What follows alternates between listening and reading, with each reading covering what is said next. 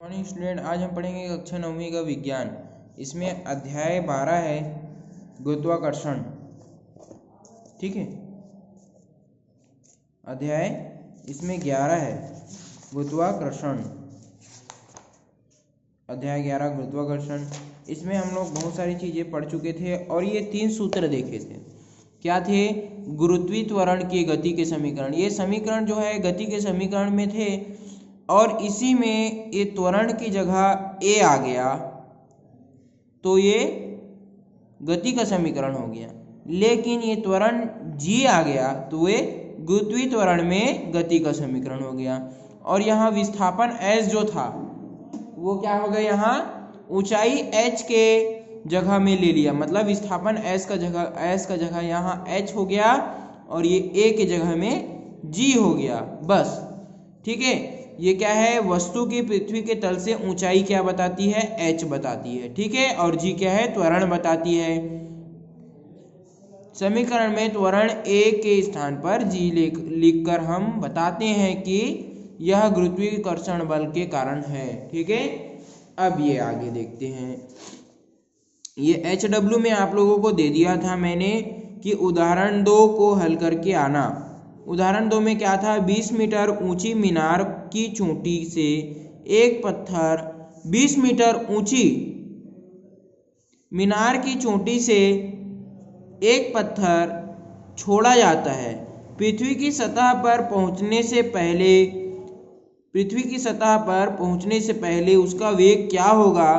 पत्थर के पृथ्वी पर पहुंचने में लगे समय की गणना कीजिए। जी का मान, आपका गुरुत्वाकर्षण त्वरण जो है जी, उसका मान क्या दिया है आपको? 10 मीटर प्रति सेकेंड स्क्वायर लिया जाए। मतलब जी का मान हमको इतना लिया जाए तो आगे उसका हल करना है।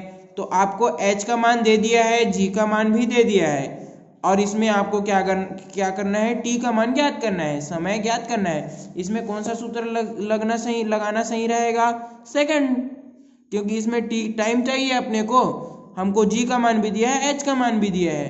ठीक है।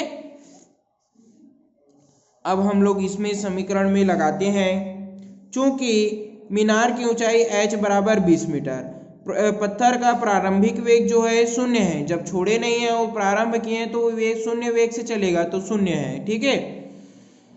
अब जी बराबर 10 मीटर प्रति सेकेंड स्क्वायर। अब s बराबर, जो कि एक समीकरण होता है गति का समीकरण, s बराबर ut plus half A T square. तो ये s बराबर नहीं, ये h बराबर ut plus half G T square है। ये h है, ये s नहीं, ये h है। इसको h लिख सकते हैं क्योंकि ये गति का समीकरण नहीं बल्कि ये गुरुत्वीय त्वरण में गति का समीकरण है। इसलिए h बराबर ut plus half G T square. तो h का मान यहाँ पर हमने क्या लिखेंगे? h का मान लिखेंगे, h का मान हमने लिखे 20 बराबर, और u का मान प्रारंभिक वेग तो ut, मतलब u गुना t, 0 गुना t धन 1/2 10 की घात 10, और क्या है ये? t का वर्ग है। अब देखना यहाँ पर 10 से 2 खत्म, मतलब 5 × 5 5 दूनी 10 ऐसे जाएगा ये। ठीक है। और ये क्या होगा? t ये 0 हो जाएगा। अब बचेगा इधर क्या? 5 गुना t की घात 2 बराबर 20। अब ये 5 जो है इधर पक्षांतर हो जाएगा तो 5 इधर पक्षांतर हो गया तो 20/5। अब 5 × 5 5 चौक 20, मतलब यहाँ आ गया t की घात 2 बराबर 4। अब t बराबर 2 सेकेंड।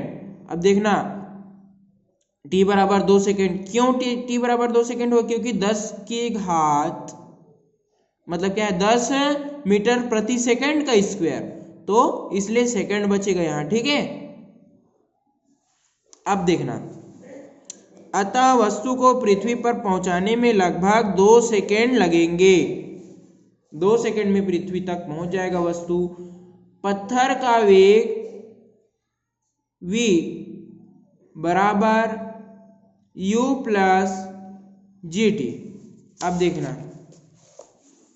क्या निकालना था? पहले पृथ्वी पर पहुंचने पर लगा समय निकालना था और उसका वेग निकालना था। समय की गणना कीजिए और वेग क्या होगा। सबसे पहले समय निकाल लिए, ठीक है। अब वेग निकालेंगे तो वेग में क्या करेंगे, वेग में क्या है, ये वाला सूत्र लग जाएगा, v is equal to u plus g t. तो u क्या है, 0 है। पत्थर v बराबर u प्लस जी टी। अब जो कि u यहाँ 0 है इसलिए 0 हो जाएगा, और समय क्या है 2 सेकेंड मीटर सेकेंड है, और ये क्या है 10, तो 10 गुणित 2 तो 20 मीटर सेकेंड क्या है, इसका वेग है। 20 मीटर प्रति सेकेंड इसका वेग है, ठीक है। अतः पृथ्वी पर पहुंचने पहले पत्थर की चाल क्या हुई या वेग क्या होगी, 20 मीटर प्रति सेकेंड, ऐसा होगा, ठीक है। 1 सेकेंड में 20 मीटर चल रहा है, ऐसा उसका होगा चाल। उदाहरण 3, ऊर्ध्वाधर दिशा में ऊपर की ओर फेंकी गई गेंद 6 सेकेंड में फेंकने वाले के पास लौट आती है। देखना, ऊर्ध्वाधर दिशा में फेंकी गई गेंद 6 सेकेंड में वापस फेंकने वाले के पास लौट आती है। बताओ क्या क्या बताना है, गेंद किस वेग से ऊपर की ओर फेंकी गई, गेंद की अधिकतम ऊंचाई क्या थी, गेंद 4 सेकंड पश्चात गेंद की स्थिति क्या थी। तो देखना, गेंद का प्रारंभिक वेग क्या था ज्ञात करना है, गेंद का अंतिम वेग वापस जो है वो कहाँ आई, फेंकने वाले के पास ही लौट आई, तो अंतिम वेग क्या है, 0 हो गया। गेंद के ऊपर जाने में लगा समय t बराबर, ऊपर जाने में लगा समय t बराबर, वस्तु प्रथम 3 सेकंड में ऊपर जाएगी फिर अगले 3 सेकंड में नीचे आएगी, क्योंकि वस्तु के ऊपर जाने में लगा समय 3 सेकंड, अतः वस्तु प्रथम 3 सेकंड में ऊपर तथा अगले 3 सेकंड में नीचे आएगी। अतः गेंद की पूरी दूरी तय करने में 3 × 6 सेकंड लगेगा। गेंद का वेग v बराबर, गेंद का वेग v बराबर 0 हो गया, u बराबर इतना, और g बराबर आपको क्या लेना है, यहाँ पर 10 लेना है, क्योंकि गुरुत्वाकर्षण बल के पृथ्वी की दिशा में गति के कारण ऋण लिया गया है, ठीक है। पृथ्वी की गति के विपरीत दिशा में गुरुत्वाकर्षण है, इसलिए इसको ऋण लिया गया है, और गुना 3, तो जाने में लगा समय, ऊपर जाने में लगा समय 3 सेकेंड, इसलिए 3 लिया गया, तो 30 मीटर प्रति सेकेंड, और ये माइनस में है और ये तो इधर पक्षांतर हो जाएगा, तो u बराबर प्लस 30 मीटर प्रति सेकेंड, ठीक है। गेंद की अधिकतम ऊंचाई, तो देखना अब यहाँ पर विस्थापन से हम ज्ञात कर सकते हैं, तो h का मान हमको ज्ञात करना है, जो कि क्या है, और u का मान हमको दिया है 30 मीटर प्रति सेकेंड, और t भी दिया है हमको 3, और यहाँ पर भी 1/2, फिर g का मान भी दिया है, और ये t² इसका भी मान हम निकाल सकते हैं। तो 30 रखेंगे, फिर गुणा 3, तो 30 × 90 माइनस 1/2। अब देखना यहाँ माइनस है, 1/2 है, और यहाँ 10 इसको प्लस में लेंगे, ठीक है, क्योंकि अधिकतम ऊंचाई है, यहाँ यहीं से वस्तु वापस नीचे की ओर आना प्रारंभ होगी, इसलिए यहाँ हम रुक जाएगी वस्तु कुछ सेकंड के लिए, इसलिए गुरुत्वाकर्षण बल को हम प्लस या माइनस नहीं देखते, प्लस में लेंगे, ठीक है।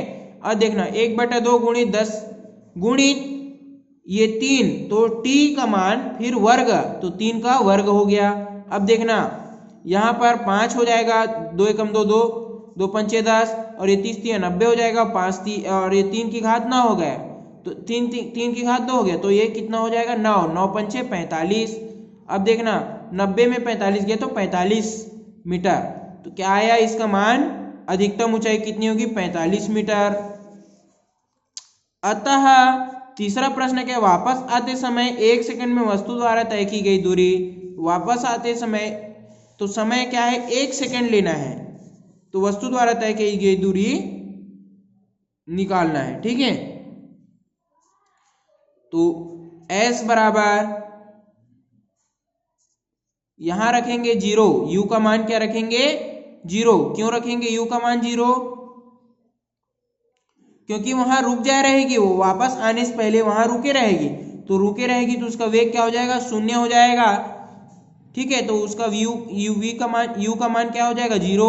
और ये देखना क्यों प्लस हाफ 80 लिए इसमें, देखो यहाँ सूत्र है हाफ 80 था, यहाँ क्या किए थे, जब गुरुत्वाकर्षण विपरीत दिशा में कार्य कर रहे हैं इसलिए यहाँ माइनस लिए थे, परंतु यहाँ विपरीत दिशा में कार्य नहीं कर रहा है इसलिए यहाँ प्लस लेंगे।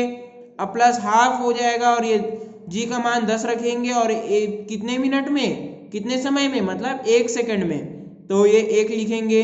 अब s का मान जब करेंगे तो उसकी स्थिति क्या हो जाएगी, यहाँ 5 एकम 5, 2 एकम 2, 5 दूनी 10, तो फिर ये क्या हो जाएगा 1 पंचे 5, 5 मीटर दूरी तय करेगी, अतः 3 सेकंड में ऊपर जाएगी, तथा चौथे सेकंड में वह 3 सेकंड में ऊपर जाएगी, तथा चौथे सेकंड मतलब 1 सेकंड में वह 5 मीटर फिर नीचे आ जाएगी, तो वह क्या हो जाएगा, अतः 4 सेकंड पश्चात गेंद की स्थिति 45 मीटर में से 5 मीटर नीचे आ जाएगी, 45 मीटर ऊपर जाकर 5 मीटर नीचे आ जाएगी, तो वह 40 मीटर की दूरी पर रहेगी। ठीक है, यही बताना है और इस प्रश्न को आप लोग अच्छे से और HW में करेंगे।